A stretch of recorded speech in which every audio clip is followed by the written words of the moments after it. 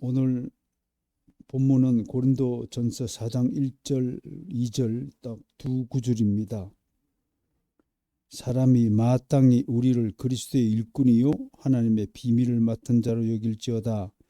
그리고 맡은 자들에게 구할 것은 충성이니라.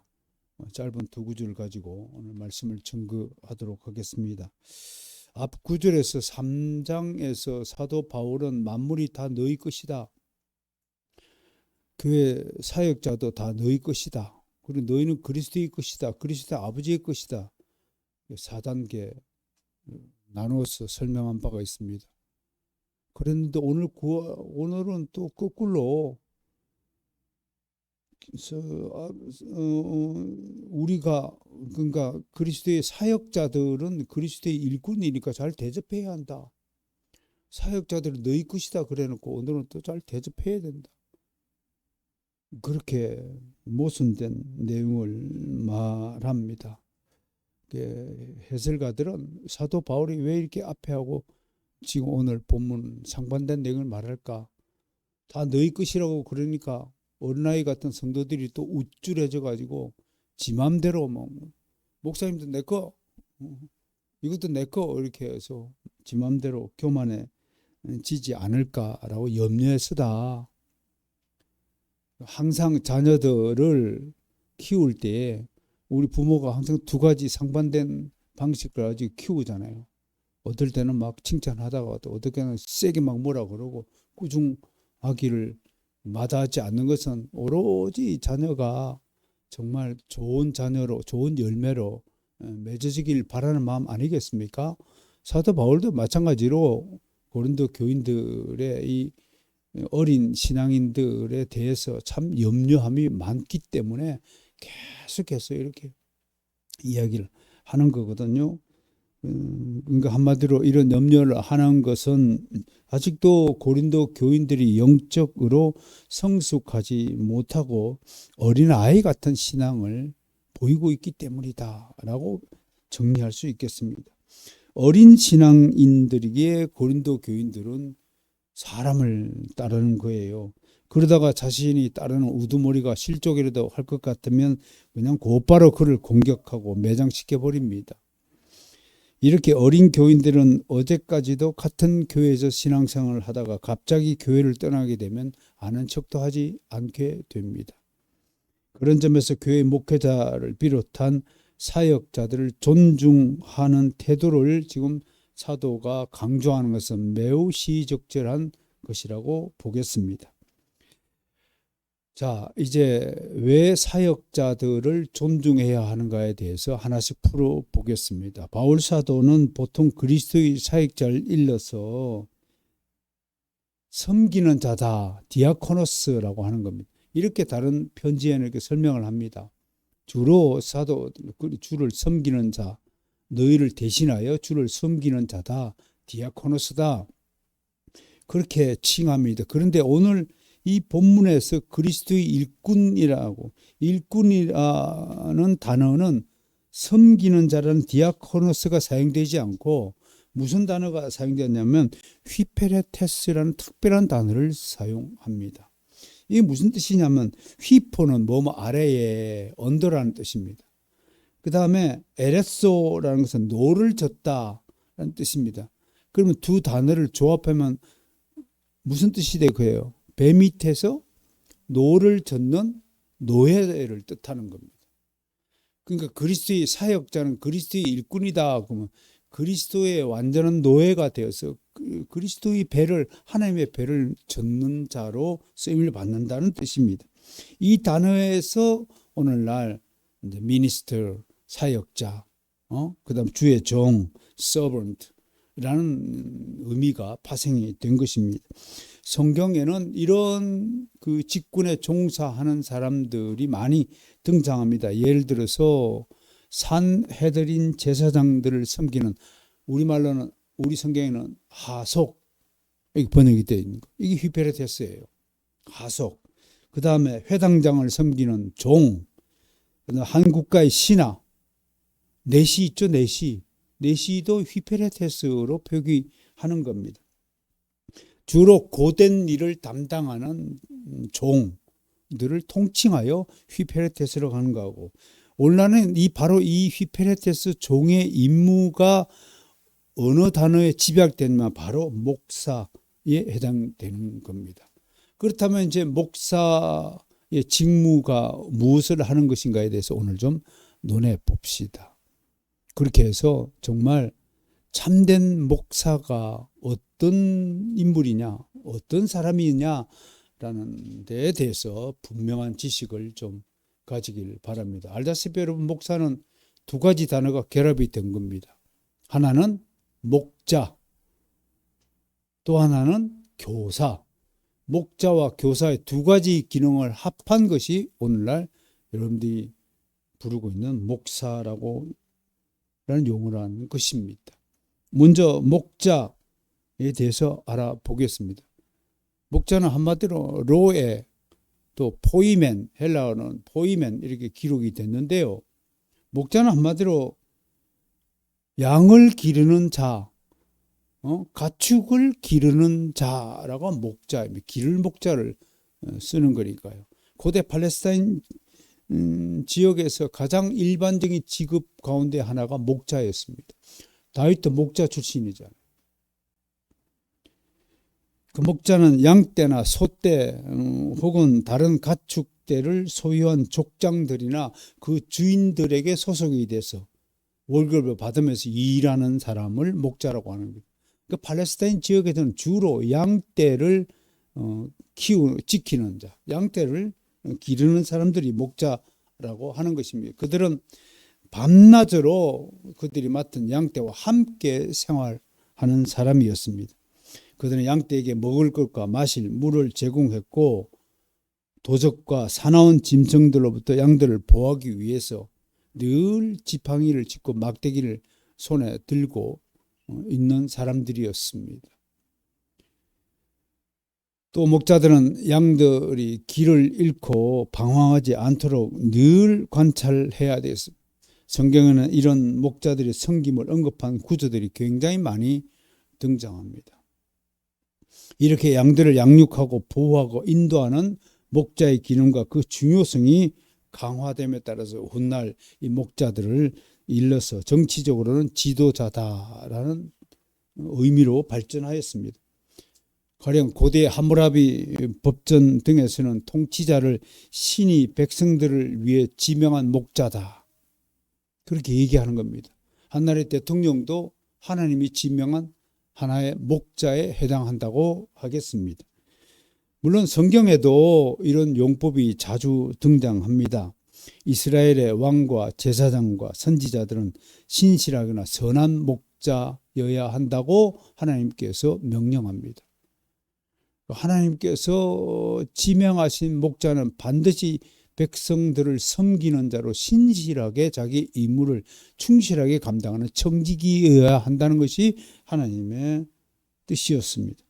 반면에 이런 하나님의 뜻을 위반하고 성실하지 못하고 거짓에 속한 악한 목자들을 하나님이 진노하시고, 이런 목자 밑에서 고생하는 백성들을 뭐라고 표현해요? 목자 없는 양이라고 성경은 표시하는 겁니다.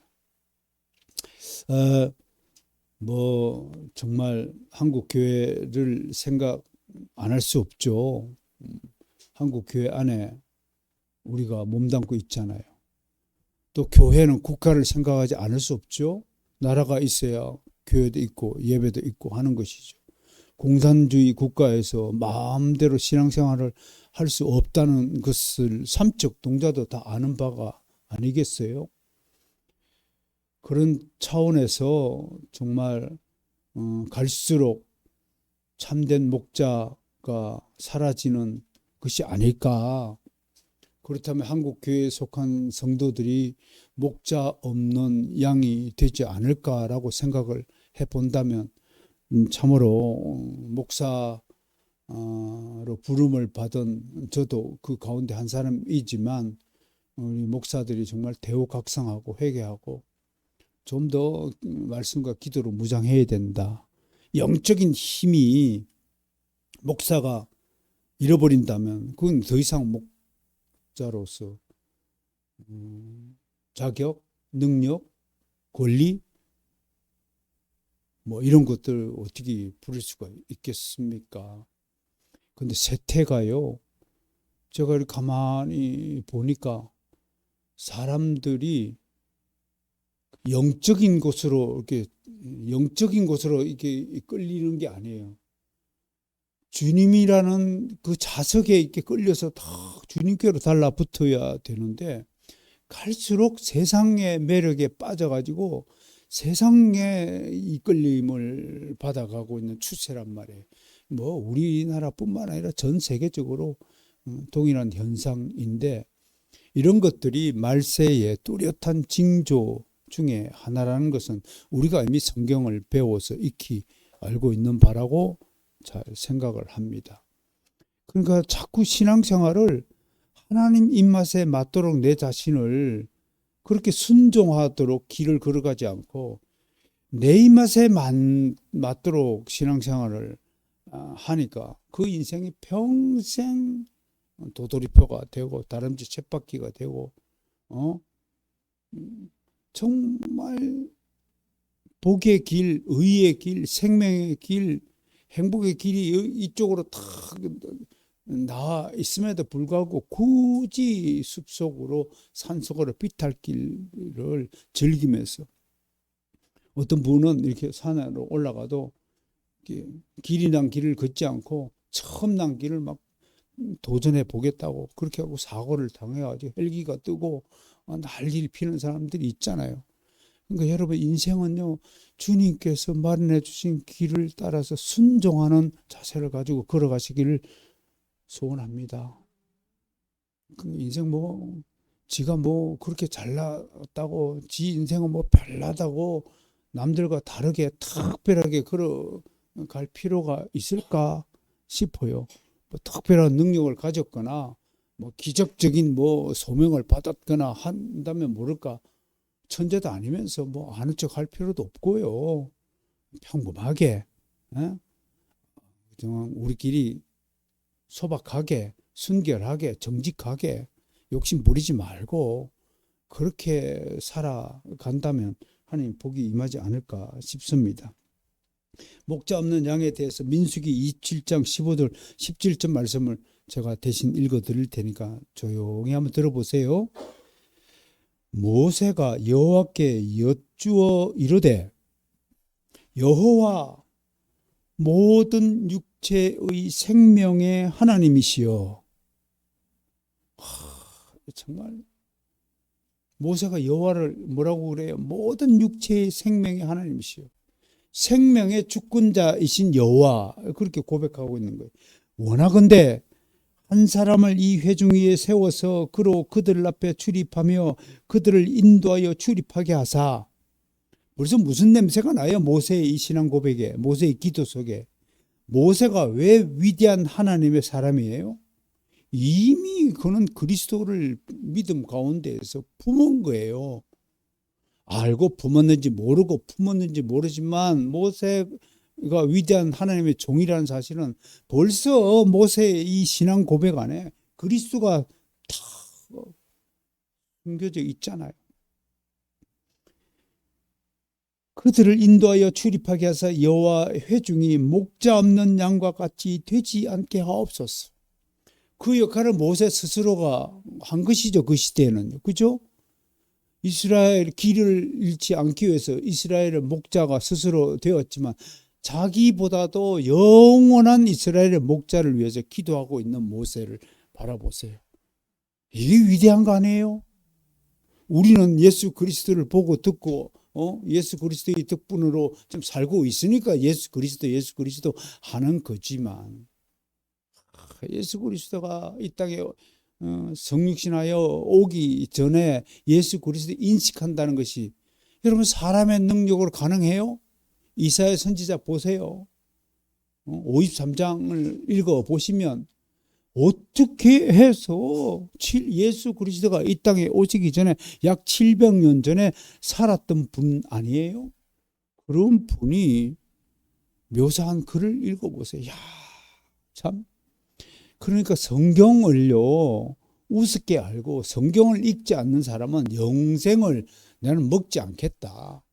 여러분 음식을 먹어도 몸에 좋은 음식 골라서 먹잖아요. 어제 저녁에 뭐 먹었어요, 다들? 어제 저녁에 뭐 만나는 거 먹지 않았어요? 우리는 만나는 거 일부러 먹었어요. 오랜만에. 토요일 날 한 주간 동안에 우리 가족이 가장 행복한 시간이 저녁 먹고 토요일 가정 예배 드리는 시간이에요. 아니 음식도 육신의 음식도 맛있는 음식을 찾아 먹는데 하나님이 준비하신 가장 위대한 보약 중에 보약인 성경을 읽지 않는다. 그 영의 양식을 먹지 않는다는 사람만큼 그렇게 어리석은 백성이 어디 있을 수가 있겠습니까?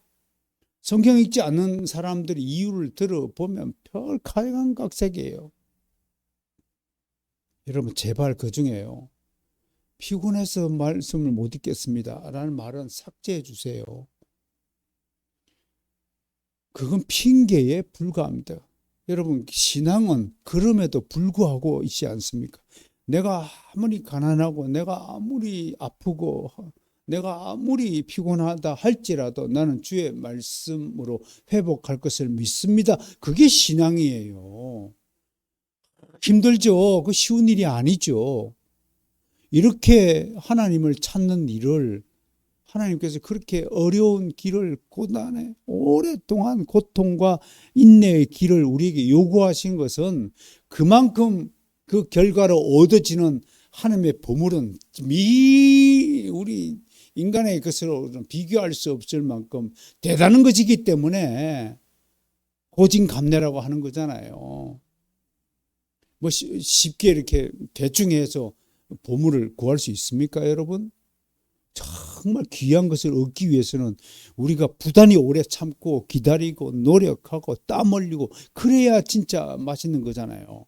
하루 종일 잠만 자는 사람이 밥을 먹으면 밥맛이 있어요? 없어요. 열심히 땀 흘리고 일해서 샤워 딱 하고 맛있게 딱 먹어야 맛있죠. 오늘도 그렇게 맛있는 점심이 여러분에게 제공되기를 원합니다. 맛있게 먹었으면 좋겠어요. 예수님도 이렇게 얘기했네요. 마태복음 9장 36절입니다. 무리를 보시고 불쌍히 여기시니 이는 그들이 목자 없는 양과 같이 고생하며 기진함이라. 제일 불쌍한 백성이 누구라고요? 목자 없는 양이라. 여러분의 담임 목사는 여러분들에게 애인이라고 비교한 청교도가 있어요. 저 집수 목사님은 평생에 애인을 한 명만 둬야지 여러 명 두면 되겠느냐. 여러 애인이 있는 사람을 뭐라고 불러요? 창녀라고 성경은 그래요. 그러니까 되도록이면요, 여러분 한 목자를 섬기는 것이 좋습니다. 물론 뭐 여러 사정이 있어서 뭐 결혼도 하고 이혼도 하고 이 교회 갔다가 저 교회 갔다 하는 거지만 그럴 수 있다 할지라도 정말 사랑하는 사람에 대한 충성을 생각해 본다면 그냥 여러 사람을 동시에 뭐 사랑하고 평생에 걸쳐서 뭐 이 남자가 사겠다가 저 남자 사겠다가 요즘에 아이들 사랑을 보면 정말 좀 웃기는 것은 무슨 뭐 100일 기념이라고 참 웃겨 죽겠네 정말. 그만큼 마음의 변덕이 아주 그냥 죽일 듯 일컫는 시대를 살고 있다는 거예요. 우리 때는 우리 할아버지 할머니는 보지도 않고 결혼했잖아요. 그렇잖아요. 왜 그랬을까요? 부모님의 말씀을 그만큼 중히 여기기 때문에 부모님이 결혼하라 그러면 예 알겠습니다. 그런 결혼이 요즘 아이들 생각하면 뜨악할 거, 으악! 무슨 그런 일을 하냐고 하겠지만, 그건 그 인생의 의미를 가벼이 여기기 때문에 그런 반응이 있단 말이에요. 정말 하나님을 사랑한다면, 하나님의 지명하신 그 곳에 가서 평생 충성하는 것, 그것이 얼마나 미덕이고 좋은 신앙인지 아셔야 됩니다. 목자 없는 양. 그건 솔직히 말해서 남편을 불의의 사고로 잃어버린 부인과 같지 않겠습니까? 여러분, 그러니까 별 볼 일 없어 보이는 저지만 여러분들이 담임 목사로서 여러분들이 저를 더 귀히 여기시고 존중해 주시면 누이 좋고 누이 좋고 매부 좋다. 이거 협박입니다. 예. 그러니까 저를 사랑해 주는 여러분들이 되시기를 부탁을 드립니다. 목자의 상은 인간에게만 적용되는 용어가 아니죠. 대표적인 목자가 예수님이죠. 예수님은 자신의 백성을 인도하고 보호하는 목자이시며 백성을 위해 목숨까지도 버리시는 진정한 목자라고 불려집니다. 그러니까 여러분 이렇게 생각하시면 돼요. 내가 사랑하는 사람에게는 내가 목자 같은 심정으로 그를 섬기고 그와 함께하고 그의 필요를 채워주고 그리고 그를 올바른 방향으로 인도해 주는 것이 목자의 근본적인 역할이다. 남편은 아내를 사랑하기를 목자같이 사랑해야 되고 아내도 마찬가지로 그렇게 섬기는 자가 되었으면 좋겠다. 오늘날 교회를 섬기기 위해서 주의 종이자 사역자로 임명된 목사의 첫째 사명이 바로 양들을 돌보고 보호하고 진리의 길로 인도하는 일이다. 그 목사는요 다른 일에 관심을 두면 안 돼요. 요즘에 그저께 미래 목회 포럼 세미나가 열렸는데 주제가 뭐냐면 원로 목사 제도를 없애자. 이게 이제 주제였습니다.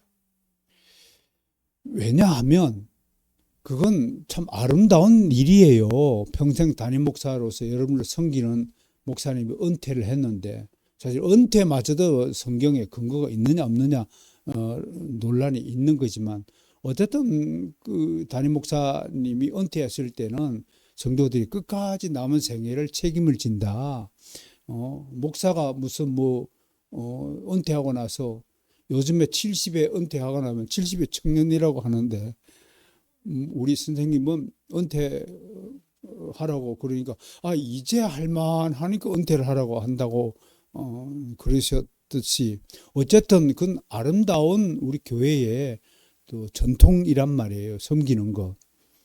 우리 사랑하는 서문관 목사님을 중심교회 성도들이 100% 찬성해가지고 원로 목사로 섬기고 그렇게 말씀을 또 한 달에 한 번씩 설교를 할 수 있도록 배려해 주셔가지고 그런 아름다운 전통을 만들어 내는데 이게 이제 남용되다 보니까 아예 그냥 성도들에게 나는 원로 목사로서 이만큼 받고 생활을 해야 된다. 이런 이제 부작용이 있다고 하니까 이런 세미나도 열리는 것 같습니다. 어떻든 목사의 위상들이 갈수록 퇴색해 가고 있지만 사실은 목사들의 행위에 대해서 또 잘못에 대해서는 하나님께서 그걸 주권적으로 다루실 테고요. 여러분들은 오늘 사도 바울이 권면한 대로 목자를 사랑하고 목자를 섬기는 일에 잘 대접하라, 존중하라. 이 태도를 여러분은 절대로 영원토록 잃어버리지 않기를 바랍니다. 저 사람도 이렇게 하는데 나도 그렇게 따라갈. 여러분 거짓말을 하는 사람을 따라서 거짓말을 같이 할 필요는 없잖아요. 사기치는 사람들 똑같이 나도 사기치며 살아갈 이유는 없지 않아요. 그 사람 악한 사람들은 악한 사람들이 하는 대로 내버려 두고 여러분은 여러분들로 참 그리스도인으로 살아가시면 좋겠다라는 것입니다. 목사의 두 번째 기능이 바로 교사입니다. 헬라어로는 디다스칼로스라고 하는 건데요. 여러분 구약시대 때에 돌아가 보면 율법사라는 직책이 있었잖아요. 이 율법사가 뭐 하는 사람이죠? 율법을 전문적으로 연구하는 사람이에요. 율법을 가르치는 사람이에요. 그러니까 오늘날 교회의 교사는 무슨 전문가요? 성경 전문가여야 하는 겁니다. 성경 전문가가 되기 위해서 이제 신학을 공부하고 계속 더 높은 차원을 더 깊은 지식을 갖기 위해서 더 정확한 지식을 갖기 위해서 이제 석사 공부하고 박사 공부까지 하는 거잖아요. 그래서 이런 교사는 성경에 대한 전문가가 되어야 된다. 한편으로 교회 교사는 주님이 가르쳐 주신 교훈이 디다케라고 하는 거예요. 그 디다스칼로스는 주님이 가르쳐 주신 디다케를 전문적으로 연구하는 사람이다. 그걸 백성에게 가르치는 사람입니다. 이게 주님의 교훈이거든요. 그 주님의 교훈에 따라서 앉고 서야 한다. 예수님의 사역 가운데 그분의 공적인 설교와 가르침 사이에는 뚜렷한 구분은 없습니다. 어떤 것이 설교고 어떤 것이 교훈인지 뚜렷한 구분은 없다, 이런 얘기입니다. 그러니까 예수님의 공적 설교에는 주로 하나님의 나라에 대한 선포와 죄 가운데 있는 백성들의 회개를 요청한 일이었습니다. 그런데요, 특별하게요, 예수님의 교훈 디다케 중에는 제자들에게만 행한 디다케가 있습니다. 이걸 우리가 이제 제자들 교훈이라고 하는 겁니다. 뭐가 있느냐면 자신이 앞으로 당할 고난에 대해서는 제자들에게만 얘기했어요. 일반 백성에게 얘기하면 시험 들어요. 목사님이 뭐 십자가 처형을 당한다고? 뭐 우리가 알지 못하는 죄가 있어서 그런가 보구나. 이게 이제 일반인 사람들의 수준이란 말이에요. 그러니까 기독교 복음을 잘 이해하지 못하는 사람들의 수준들이 1차적이고 평면적인 지식에 머물러 있기 때문에 기독교에 대해서 그렇게 오해하는 일들이 많이 발생하지 않습니까? 사실은 방송에 나와서 막 떠드는 자들 보면 저것들이 기독교가 뭔지를 좀 알고 떠드는가라는 생각을 하는 거죠. 그럴 때마다 내가 방송에 그 TV 안으로 들어가가지고 함께 자리에 앉을 수도 없고, 다만 그런 일을 목격할 때마다 저는 주여 불쌍히 여기소서. 지가 똑똑한 줄 알아요. 여러분, 주의 진리의, 복음의 진리의 요체들을 그렇게 인간의 지식으로 파악할 수 있다면 하나님이 왜 필요해요? 여러분, 자기 지식과 자기 이해로 하나님을 이해할 수 있다고 생각하면 하나님 존재가 필요 없는 거예요. 뭐하러 신이 필요해요? 뭐하러 초월적인 권세가 필요해요? 지가 알아서 다 살아야죠. 근데 한번 물어봅시다. 넌 10분 뒤에 1시간 뒤에 너한테 무슨 일이 일어날지 네 알고 있니? 인간이 그렇게 유한하고 무지하고 한계가 있는 존재라는 사실을 누구도 부정할 수 없지 않습니까? 여러분, 내가 물어봅시다. 여러분이 누구인지 알고 있는 사람 손 들어보세요. 여러분들이 이 세상에 왜 태어난지 알고 있는 사람 손 들어보세요. 선녀는 알 거예요, 아마. 선녀야, 너는 이 세상에 왜 태어났니? 선유로서 해야 될 일이 있기 때문에 태어난 거예요. 누구에 의해서 태어났느냐? 세상 사람들은 아무도 몰라요. 내가 누구에 의해서 태어난지 생각조차 하지 않고 살아가니까 그걸 무식갱이라고 하는 거예요. 생각해 보세요. 우리가 누구에 의해서 태어났어요? 아니, TV 보세요. 하나같이 우연히 태어났지만 잘 몰라요. 그렇게 답을 하죠. 그런데 누구에서 태어났냐, 무엇 때문에 태어났냐에 대한 지식은 가지고 있는 유일한 사람들이 누구예요? 그게 바로 그리스도인이에요. 무엇 때문에 그 사실을 아나요? 성경에 그렇게 기록이 되어 있으니까요. 그럼 성경에 있는 얘기를 다 믿어야 돼요? 다 믿어야죠. 왜? 성경에 있는 이야기 중에서 틀린 것이 단 한 개도 없기 때문에. 성경에 있는 이야기 중에서, 예언 중에서 하나도 이룩하지 않은 일이 없기 때문에 성경을 믿는 거 아니에요? 근데 상권 걸게요. 성경에 있는 얘기 중에서 틀린 얘기 있으면 찾아보세요. 한 개도 없잖아요. 그래서 성경을 믿고, 성경을 믿을 뿐만 아니라 성경을 절대적으로 하나님의 말씀이라고 믿고 사랑하는 사람들이 그리스도인이기 때문에 그리스도인은 무식하였지만, 전에는 무식하였지만 지금은 세상에서 가장 똑똑한 백성이다 라는 사실을 자부심을 가져야 되는 겁니다. 어떻든 자신이 당할 고난, 잘 이해하지 못하는 특별한 비유, 그리고 선교 활동에 대한 가르침 등은 제자들에게만 행하신 교훈들이다. 그런데 초대교회는 그 많은 교훈들 중에서 오직 2가지만을 손에 들고 나섰다는 겁니다. 그게 뭐예요? 하나는 예수님의 부활, 죽은 자 가운데서 부활하셨다. 이 세상 가운데 육체적인 생명만 가지고 살아가는 사람들은 예수님이 죽었다고 부활했다 그러면 코웃음 쳐요.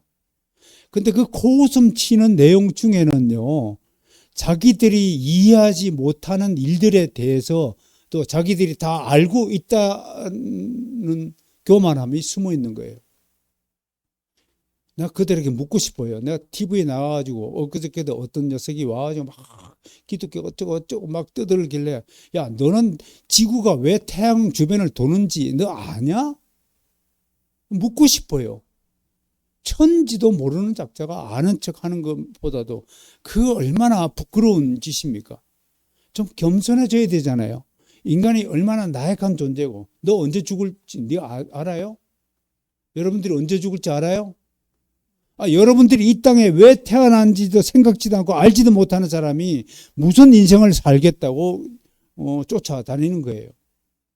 여러분, 그래서 하나님의 부르심의 목적이 그렇게 중요하다는 것은 이 땅에 고린도 전서에 수없이 나옵니다. 너희는 부르심을 받은 그대로 행하라. 부르심에 합당한 삶을 살아라. 왜 세상 사람들이 합당한 삶을 살지 못해요? 왜 부르심을 받고 왜 이 세상에 태어난지를 모르니까 합당한 삶을 살 수가 없는 거예요. 여러분이 보시기에 최단 목사는 아무리 별개 존재도 아니에요. 그런데 왜 제가 합당하게 살아가고 있느냐 그러고 고백하면, 저는 주님께서 왜 나를 목사로 기름 부어 주의 종으로 삼았는지 알고 있기 때문에 제가 지치지 않고 여러분들 배신하지 않고 오늘도 하나님의 말씀을 맡아서 설교하고 있는 거예요. 저라고 설교하고 싶겠어요? 오늘 같은 날? 생각해 보세요.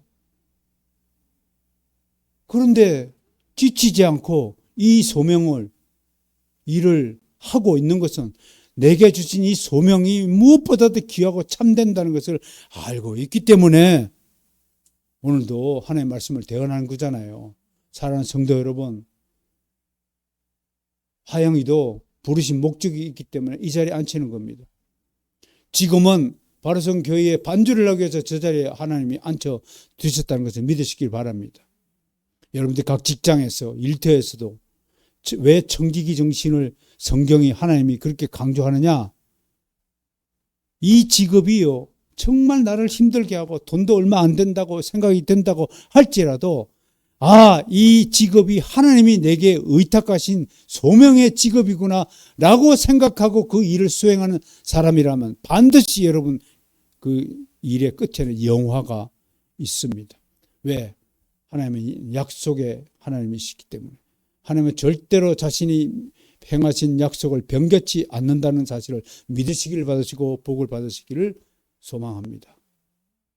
그래서 좀 복을 받다 누리는 백성의 삶이 됐으면 좋겠습니다. 두 번째 초대교회의 사역이 뭐냐면 하나님의 구원 사역에 대한 선포와 회개의 요청이었습니다. 오늘날에도 마찬가지로 교회 목사가 가르쳐야 될 주님의 교훈 또한 이것들을 강조하는 겁니다. 예수 부활하셨다. 다음 주 부활절 연합 예배 예비되어 있습니다. 이번 주부터 이제 한 주간 동안 우리가 고난 주간으로 여기고 예수님의 십자가 죽음을 생각하는 특별한 주간이 될 것입니다. 그것을 절기로 생각하여서 의무적으로 지키는 것이 아니라 예수님이 십자가에 왜 돌아가셨는가를 생각하며 살아가는 한 주가 된다라는 뜻에서 여러분에게 강조하는 겁니다. 어떤 분은 예수님을 진짜 깊이 더욱 사랑하시는 분은 한 주간 동안 금식으로 또 보내시는 신실한 주의 백성들도 있을 것입니다. 옛날에 저도 고난 주간에는 금식 참 많이 한 것 같아요. 정말 그것은 어떤 방식으로든 예수님을 진짜 사랑하는 사람이라면 이 한 주간은 좀 덜 세속적이고 덜 좀 이 시간에는 좀 여행 다니거나 세속적으로 뭐 어디 놀러 다니거나 뭐 하는 것보다는 정말 기도하고 성경을 읽고 가족들끼리 모여서 좀 거룩한 예배에 참석하는 이런 행사를 통해서 예수님의 고난을 깊이 생각하는 아름다운 전통이 됐으면 좋겠습니다. 특별히 이 가르치는 일은 교사에게만 주어진 것이 아니라 모든 그리스도인은 세상을 가르쳐야 될 의무가 있다라는 차원에서 여러분들도 이 가르치는 일을 가벼이 여기지 마시고 먼저 복음을 받은 사람은 복음을 아직 받지 못한 사람들을 잘 가르치는 일에 전념해야 할 것이다. 특히 이 가르치는 일은 성령의 은사 가운데 하나입니다. 고린도전서 14장 6절과 26절에 따르면 특별히 지혜의 말씀과 지식의 말씀은 모든 은사 가운데 가장 우선적인 은사로 표기가 됩니다. 그래서 초대 교회부터 교회의 교사라는 직책이 교회 안에 상존했다고 합니다. 그런데 종교개혁 이후의 교사의 기능은 점점 강조되고 분리되어서 주로 신학 박사 혹은 신학교회 교수사에게 종사하는 자를 일컫는 용어가 되었습니다. 그래서 신학 교수를 교사의 은사를 받은 직분자로 따로 구분해 두셔서 칼빈은 교회의 직분을 목사와 장로와 집사와 함께 교사를 직분에 네 가지 직분에 포함을 시켰던 것입니다. 사도는 특별히 그리스도인에게 주어진 하나의 특권을 또 하나 거론하는데 그것은 바로 하나님의 비밀을 맡은 것입니다. 하나님의 비밀이 무엇인가요? 하나님의 비밀이 무엇인가요? 그것은 바로 예수 그리스도입니다. 골로새서 1장 26절 27절 오늘 소개한 본문입니다. 함께 읽을까요? 이 비밀은 만세와 만대로부터 감추어졌던 것인데 이제는 성도들에게 나타났고 아니 잠깐만요. 가서 손에서 이 비밀이 나에게 알려졌습니다. 그것을 믿습니다. 이제 성도들에게 나타났다고 했어요. 여러분들 성도잖아요. 여러분에게 예수 그리스도가 나타났음을 믿으시길 바랍니다. 여러분 속에 지금 성령 하나님이 예수 그리스도가 살아서 있음을 믿으시길 바랍니다. 그 다음 9절 시작. 하나님이 그들로 하여금 이 비밀의 영광이 이방인 가운데 얼마나 풍성한지를 알게 하려 하심이라. 이 비밀은 너희 안에 계신 그리스도시니 곧 영광의 소망이라. 다시 손을 씁니다.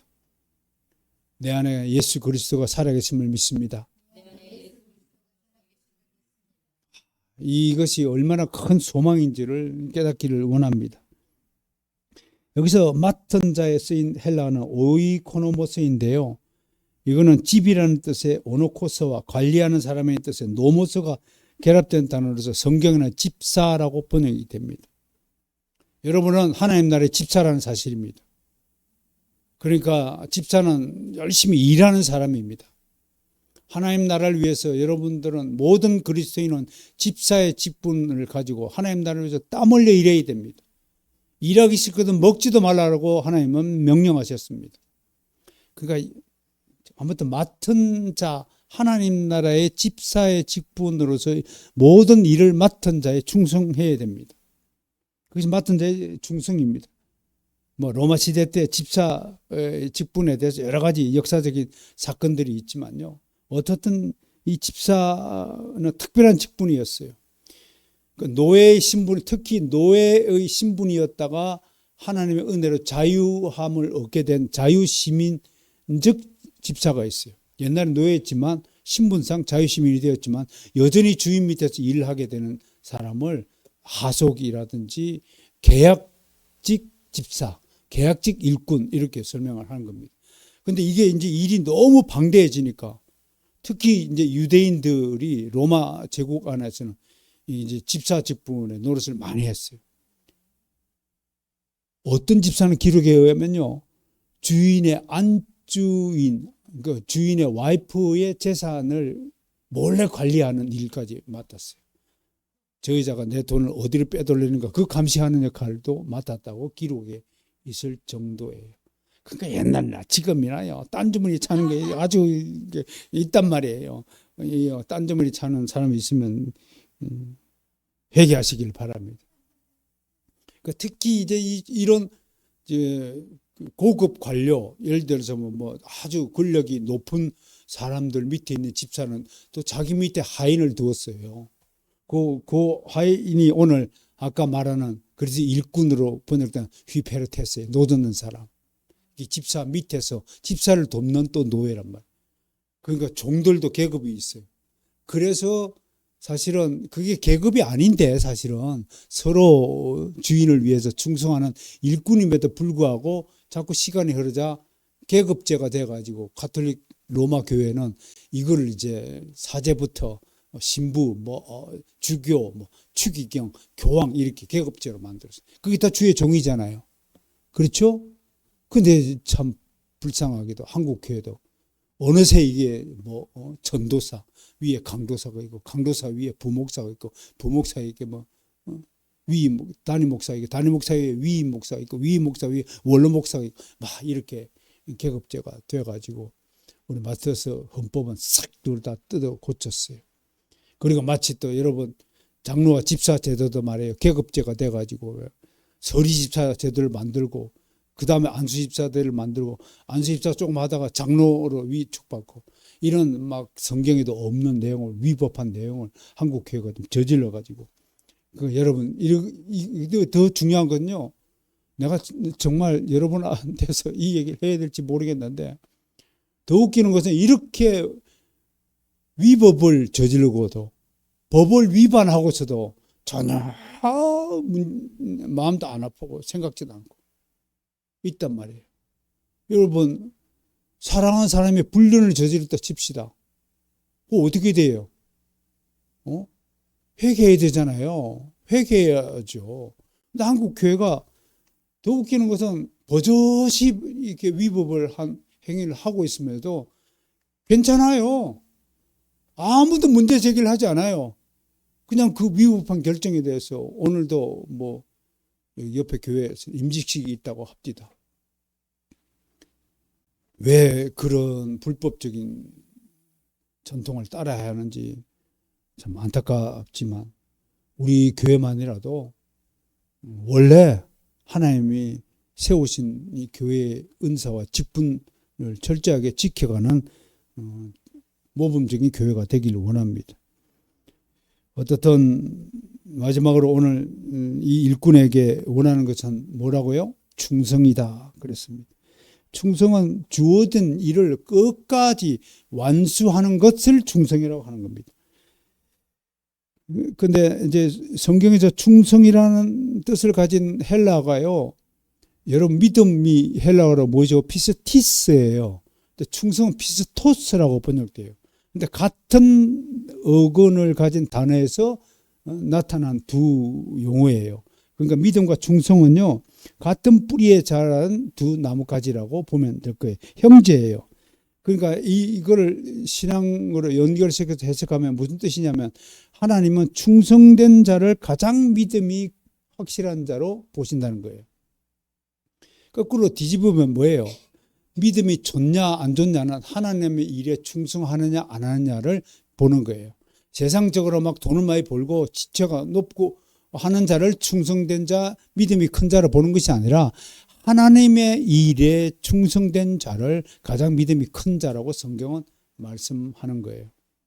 그러니까 하나님의 일은 첫째 교회에 있잖아요. 교회가 하나님의 집이잖아요. 이 오이코노모스를 관리하고 교회를 위해서 뭔가 애정을 쏟고 사랑을 쏟고 특히 교회가 행하는 이 주일 공예배 수예배뿐만 아니라 모든 예배, 모든 모임에 참석하는 것이 하나님의 일에 충성된 것이란 말이에요. 그러니까 되도록이면요, 교회가 하는 행사에 빠지지 마시고 참여하세요. 그게 하나님을 기쁘시게 하는 거예요. 여러분들 애길 돌잔치가 열었는데 아무도 안 찾아오면 그것만큼 쓸쓸한 게 어디 있어요? 여러분 부모의 회갑잔치를 하고 요새 회갑은 안 하죠? 환갑잔치 안 하죠? 어쨌든 희년잔치를 한다든지 하는데 아무도 안 찾아온다고 그러면 여러분들이 교회 행사에 한 번도 안 찾아온 사람이면 딱 그 사람이에요. 그래놓고 자기 잔치에는 다 참여하기를 바란다면 누가 갑니까?